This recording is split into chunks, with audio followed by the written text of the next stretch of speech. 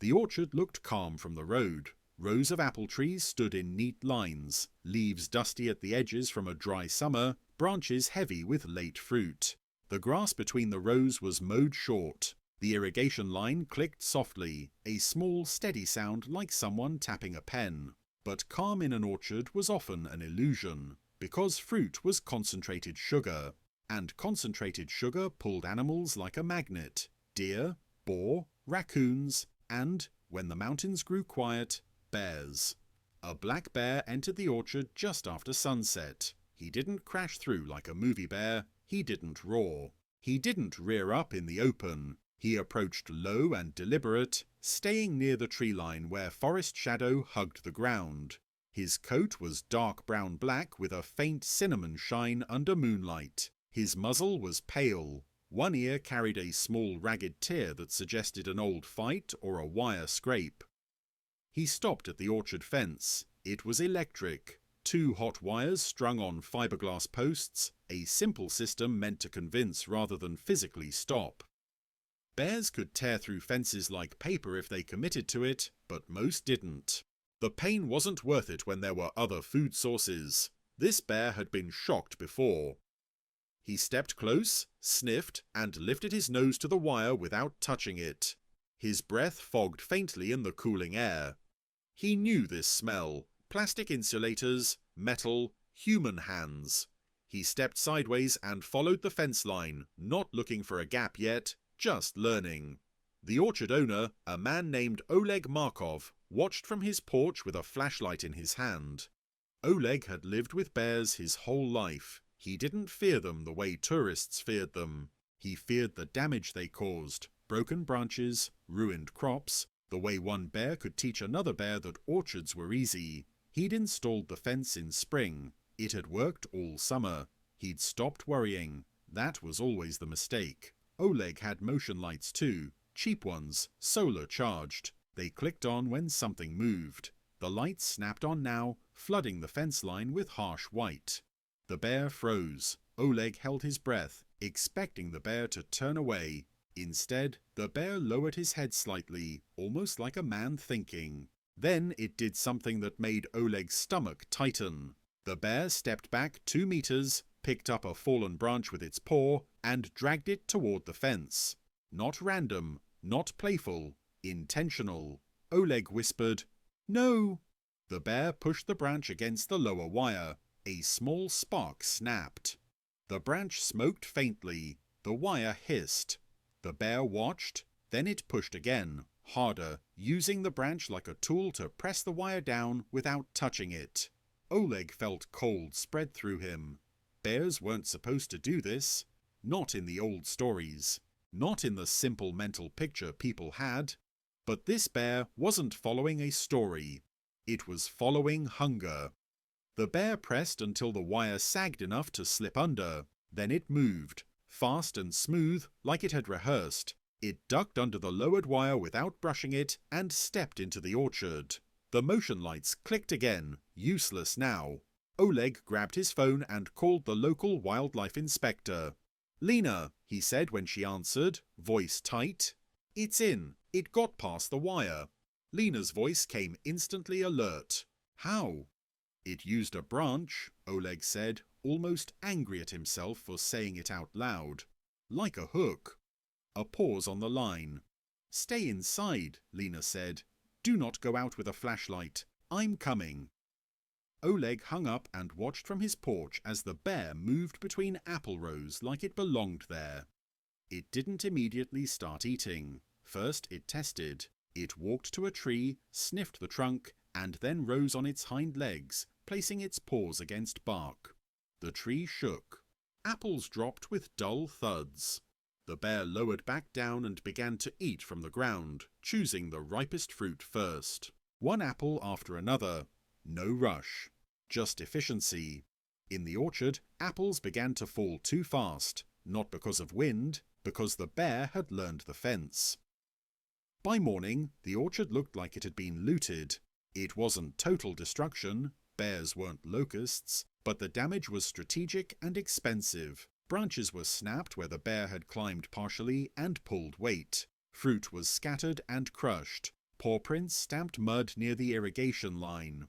Oleg walked the rows with Lena, the wildlife inspector, while his farmhand Sasha followed, shaking his head. Lena crouched at the fence and examined the wire. "Voltage?" she asked. Oleg's jaw tightened. "It was on," he said. "I checked."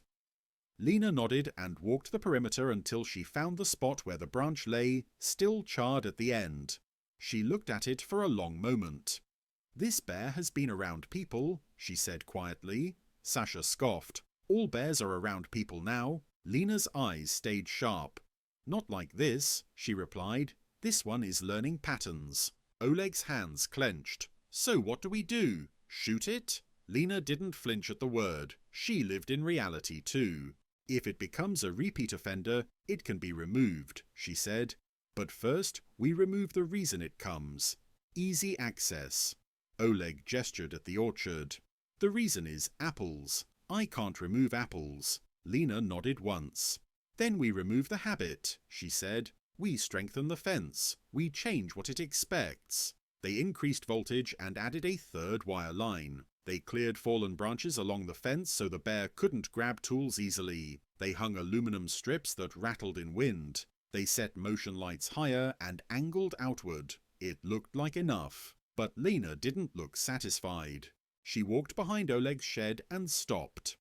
A compost pile sat there. Apple cores, spoiled fruit, kitchen scraps. It steamed faintly. It smelled sweet and rotten. Lena turned her head slowly.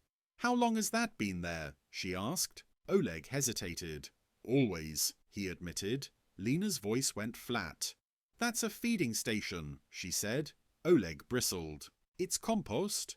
"It's sugar," Lena replied. "To a bear, it's sugar. You're training them to come close, even when the fence works." Oleg's mouth tightened. He knew she was right, and he hated it.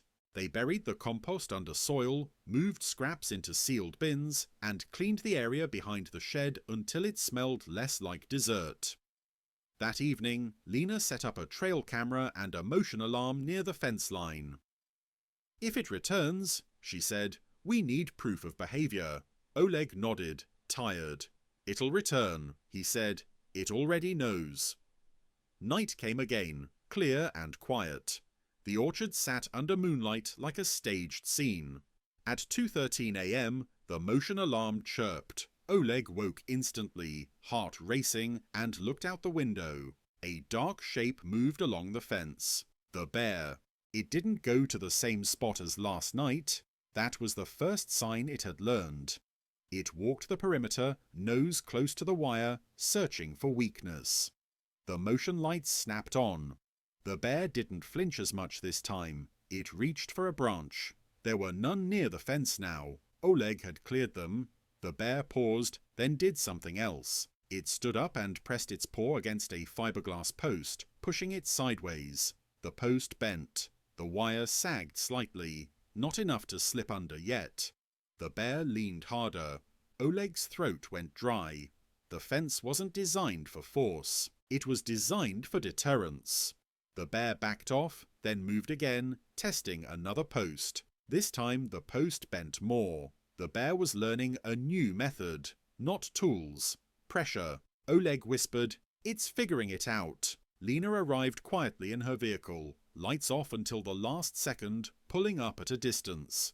She stepped out and raised her voice. "Hey, go!" She banged a metal pan against her truck door, a sharp clang that cut through the orchard's quiet. The bear snapped its head toward the sound, startled. Lena kept noise steady, not chaotic, not screaming, just dominant presence. The bear hesitated, then trotted back toward the tree line. It didn't run far. It stopped at the edge of the forest and turned, watching. Oleg saw something that made his stomach twist. The bear wasn't defeated. It was studying. Learning how humans responded, learning the schedule, learning that apples were still there. When the bear vanished into shadow, Lena turned to Oleg. "This is the moment," she said quietly. "Right now. If we don't change the pattern, it will become permanent." Oleg's voice was rough. "What change?" he asked. "I can't move the orchard." Lena looked at the trees heavy with fruit and then at the ground where apples lay. "You harvest faster," she said. "You don't leave the fruit to fall and sit. Fallen apples are an all-night buffet." Oleg's face tightened.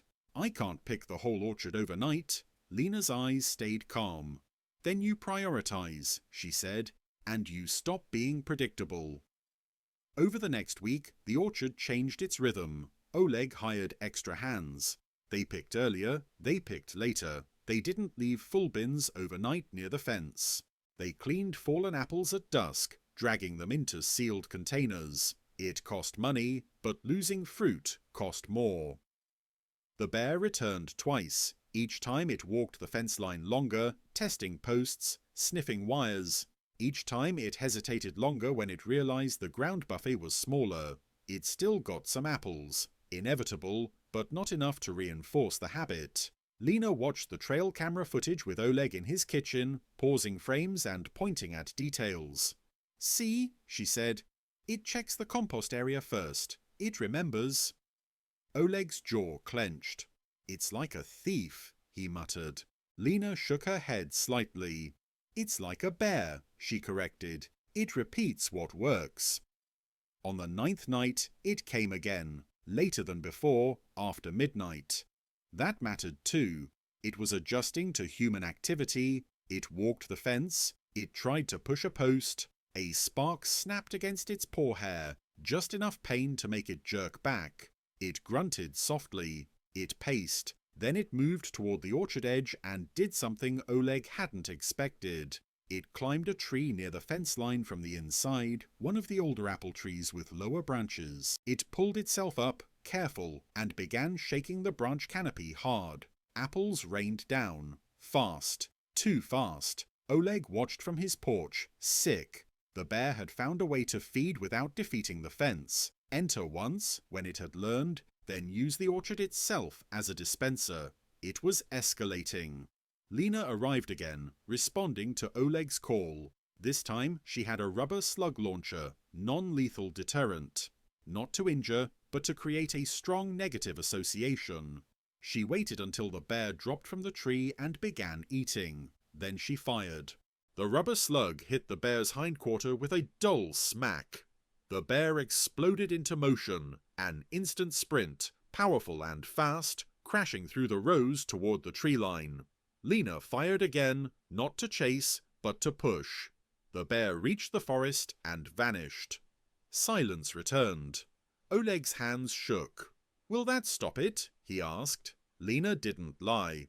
"It might," she said, "but deterrence works best when food isn't worth returning for." Oleg stared at the orchard.